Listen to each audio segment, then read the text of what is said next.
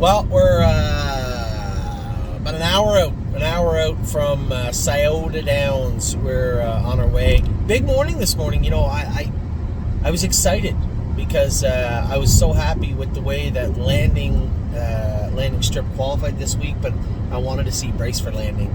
I want to see Braceford Landing qualify, see how he felt.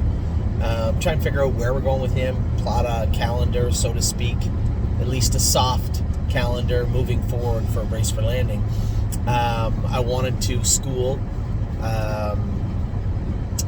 Silent Assassin because this year's just been an abomination for her. I want to see what in the hell is going on with her. We got her shot this morning, got her schooled. She was very good. We'll get to her in a minute. So we had Braceford Landing, and then because the races were canceled last night, I wanted to school. One, two, skip a few, and I wanted to school Coupe de Ville. Now, a couple little developments. So you guys don't know this yet, but we have a young man that just started working for us. His name is Case Bateson. Now his father is a partner of ours on High Enterprise. He works with the Ohio Harness Association. I've known Case, bumped into him a few times over the last year. His father, Steve's a very nice man. Case seems to be a pretty good worker. So Case does have his license and drives a bit. I asked him to go with 1, 2, skip a few because just put her on the gate and let her trot. We made a few changes. Just tell me how she is. So it was good. First, we went Braceford Landing. I had an open mind going in. I just wanted him to behave good. He was a little grabby in the 2-hole, which is okay. He was just feeling good today and racy. The horse on the front, I looked at the program. They had the program on the wall. I'm like, geez, these aren't very good horses. There weren't even 2-year-olds. Yeah, there was a couple of 2-year-olds, but there was 3-year-olds. But they weren't very good horses. So I'm like, which is good and bad in the sense that you want to stay out of trouble, but at the same token, you know, you wanted to have somebody to race with, kind of, and he didn't really. The horse on the front was rolling right along. He was getting a little grabby in the 2-hole. I didn't want to see Simon get rough with him because I didn't want him to make a mistake. Today was important for him and for me. So I could see the guy in the front was done, just past the half. I just moved him over, even in the turn, and he trotted away, won by 5 lengths, 58-3 last quarter, 29-4, 30 seconds, something. He was good. I would like to see him finish up a little stronger, but again, half-mile track, little green when he made front. But you know what? Safe as a church. Never at no point in the mile was I concerned, oh, geez, look at him, oh, it might be bad. At no point in the mile was I worried about the way he was trotting. So very, very happy with Braceford Landing today. And now before the races, I get a text from the Meadows Racetrack saying they're having another 2-year-old pop-up series. Super. We have a 2-year-old. We have 2 of them. We have 3 of them. We have Landing Strip, Landing Pad, and Braceford Landing. So all 3 of those horses need some experience. Now that I say it out loud, I don't know if Landing Pad can come over now because I think they'll only have 2 divisions. So we'll leave that open for next week. Either Landing Pad will come to the Meadows to race in that pop-up series, or he'll race at Mohawk, or he'll requalify at Mohawk. The reason, I know a lot of my partners are there saying, well, when's he going to race? You need to relax. They're ready when they're ready. And I don't mean to approach this in a lackadaisical way where I don't care. It's quite the opposite. For those of you who have had conversations with me, you know I'm just waiting for the horse themselves to say I'm ready to go. Look at Landing Strip. That qualifier was an emphatic, hey, by the way, I'm ready to go type moment for that colt, where I haven't seen that moment, but it's coming from Landing Pad. And then today Braceford Landing was good. Now, it wasn't a mile and 57, but it was a strong mile, and the way he did it was very professional. So very happy with Braceford Landing, Landing Strip, and Landing Pad.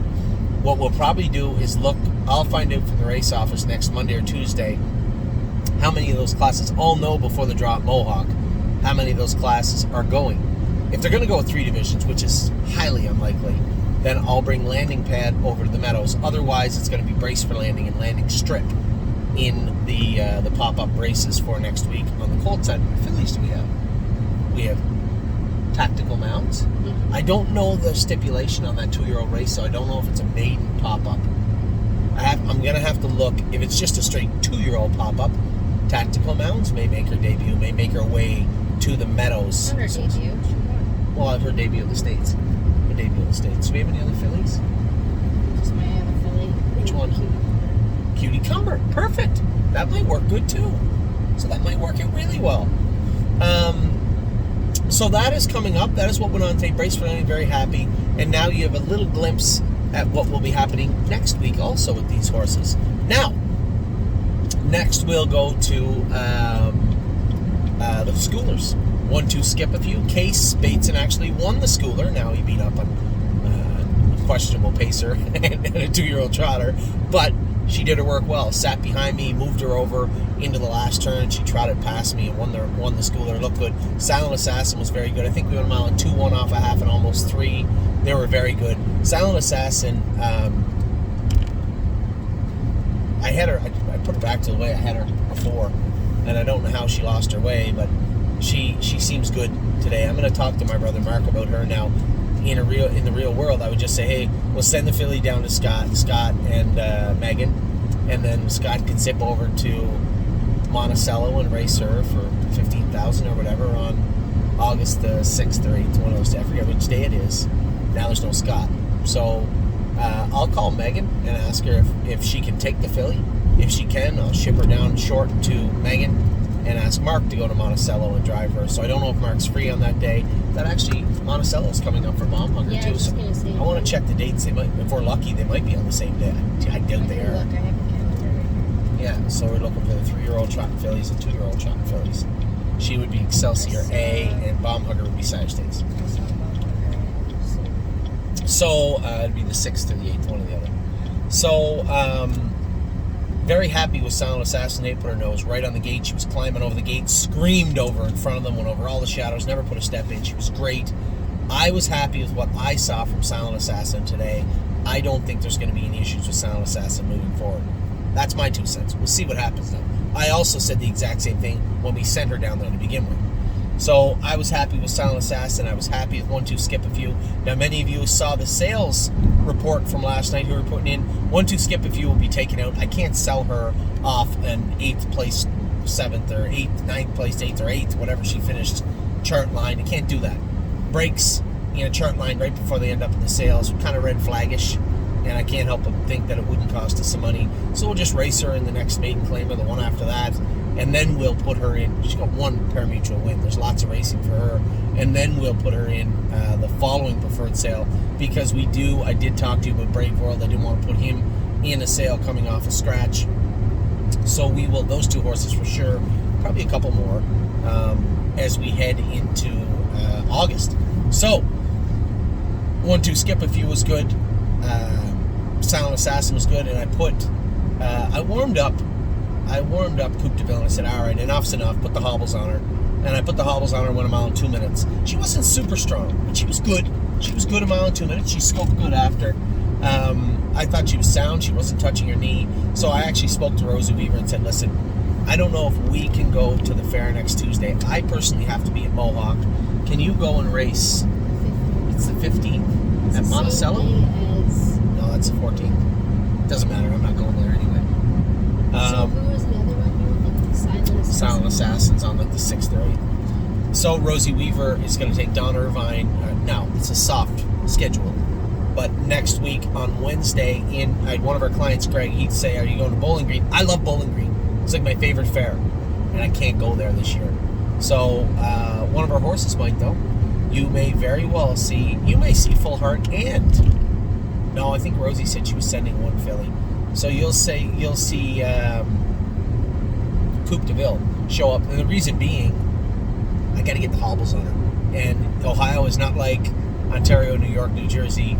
I think it's the only place now. Maybe, I don't know about Indiana and Illinois, but in Pennsylvania, any of those places you can take the hobbles on and off. You just have to enter them like that.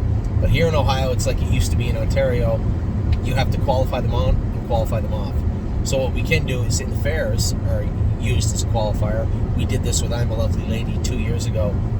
Just went and raced her in a fair with the hobbles on, and she was okay to race with them on. So that's what we're going to do with Coupe de Ville. She's going to race Wednesday at Bowling Green, I believe, with the hobbles on, and then race in the Buckeye shortly thereafter, I think 8 days after. So that's the plan with her. Full Heart will look to get a race in her probably maybe next Wednesday at Northfield Park. We'll see. but we will get a race into her. And I've already talked to you about Brace for Landing. He's heading to the Meadows next Friday.